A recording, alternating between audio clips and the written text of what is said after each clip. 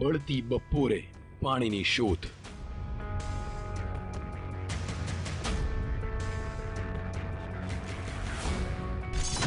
પૈસા ખર્ચવા છતાં નથી મળતું પાણી.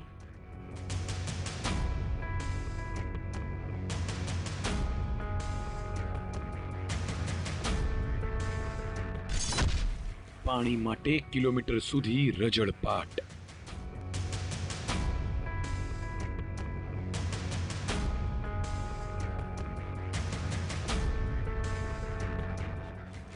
ભર ઉનાળાનો આ ધૂમ ધકતો તડકો અને ગામનો આ સુનકાર.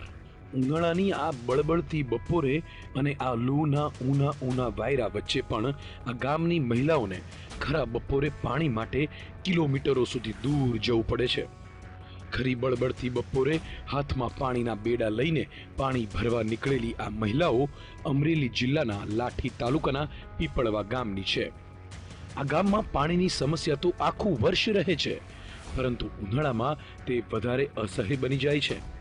ત્યારે આ ઉનાળાએ તો પાણી માટે ગામની મહિલાઓ, બાળકો અને વૃદ્ધોને પણ ધંધે લગાડ્યા છે. ભર ઉનાળે પાણીની સમસ્યા એવી તો અસહ્ય બની છે કે લોકોએ પાણી વેચાતું લાવવું પડે છે.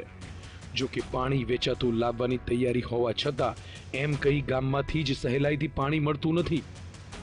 200-250 રૂપિયા ખર્ચ્યા બાદ 1000 લીટર પાણી મળે છે, પરંતુ પાણી મેળવવા માટે લોકોએ 4 કિલોમીટર દૂર બીજા ગામ સુધી જવું પડે છે.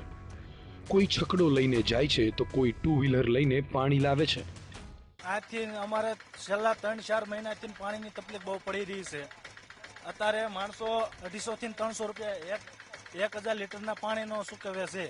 એક ટાંકો ભરવે એટલે 50 રૂપિયા લેશે અને 100 રૂપિયા જેવું ભાડું બધા ભરી રહ્યા છે. અત્યારે 250 થી 200 રૂપિયા પાણીના ફેરે લે છે.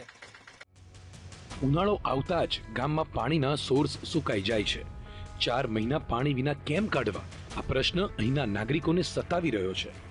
મહિલાઓએ ખરા બપોરે પાણીની શોધમાં નીકળવું પડે છે. આમ તો ઉનાળામાં ગામમાં પાણીનો સોર્સ બચ્યો નથી, પરંતુ ક્યાંક સરકારી શાળા કે કોઈ જાહેર સ્થળે થોડી ઘણી માત્રામાં આવતા પાણી પણ આખું ગામ આધાર રાખીને બેઠું છે. વૃદ્ધો હોય કે બાળકો, મહિલાઓ હોય કે વરિષ્ઠ નાગરિકો, દરેક લોકોએ જે હાથે લાગ્યું તે લઈને જેટલું પણ મળે તેટલું પાણી મેળવવા જહેમત ઉઠાવે છે. ખરા ઉનાળે પાણીની શોધમાં ઠેર ઠેર ભટકવા મજબૂર આ ગામના નાગરિકો અને મહિલાઓ એક સવાલ પૂછે છે કે મતદાન કરાવવા માટે ગાડીઓમાં બેસાડીને લાવતા લઈ જતા નેતાઓ અત્યારે ક્યાં ગયા છે?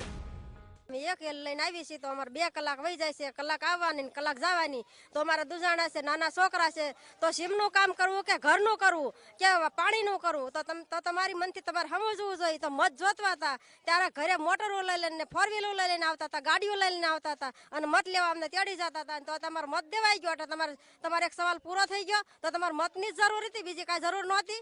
2 મહિના થતા ચોળું પાણી નથી મળતું. ચામા ગામે અમે પાણી ભરવા જઈએ છીએ. નાના છોકરા છે તો એને અભ્યાસ કરાવો કે પાણી ભરવું, અને અત્યારે ચકડાનું કેવી તો 300 રૂપિયા ફેરાના લે છે. તો અમારે છોકરાનું પૂરું કરવું કે પાણીનું પૂરું કરવું. ગામમાં મહિના દિવસથી પાણી નથી આવતું. હાલ અમારે 4 કિલોમીટર રાજકોટ થાય છે, ત્યાંથી 200નું પાણી લાવવું પડે છે રોજ. કામ કાંઈ મળતું નથી, તો અમારે શું કરવું? તો પાણીનું કાંક કરો પીપળવા ગામમાં. ગામનો પ્રાણ પ્રશ્ન જેવો પાણીનો પ્રશ્ન દર ઉનાળામાં વરવું રૂપ ધારણ કરી રહ્યો છે. નેતાઓ અહીંથી ચૂંટાઈને જાય છે અને સરકારના કાન આમળવાની જવાબદારી પણ અહીં ચૂંટાયેલા નેતાઓ જ બજાવે છે. છતાં આ ગામના લોકોના નસીબમાં પાણીની પળોજળ કેટલાય વર્ષોથી એમ જ લખાયેલી છે. પાણીની તંગીએ માત્ર નાગરિકોનું જ નહીં, અહીંના અબોલ જીવોનું પણ જીવન દુષ્કર બનાવી દીધું છે. ચૂંટણીનું સમાપન થઈ ગયું છે, ત્યારે હવે જો અહીંના નેતાઓને ગામ લોકોની આ સમસ્યા તરફ ધ્યાન આપવા સમય મળે તો આ એક કામ કર્યા જેવું છે. જો આ ગામના લોકોના આ પ્રાણ પ્રશ્નનો ઉકેલ આવશે તો આગામી ચૂંટણીમાં તમારે મત માટે વિનંબણી નહીં કરવી પડે. કેમેરામેન પ્રવીણ વાઘેલા સાથે ગૌતમ શ્રીમાળી, વીટીવી ન્યૂઝ, અમરેલી.